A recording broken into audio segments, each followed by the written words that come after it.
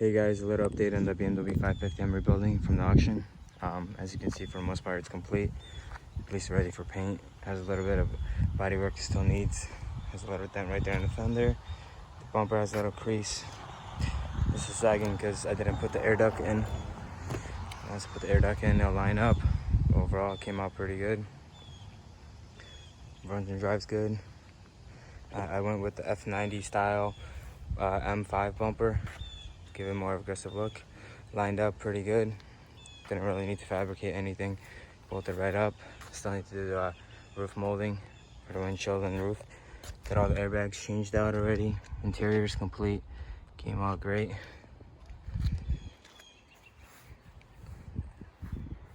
Overall, it's ready for paint. After paint, I'll install upper lower grille and have it completely done. I'll do an update on that. Pictures completely of everything how it is.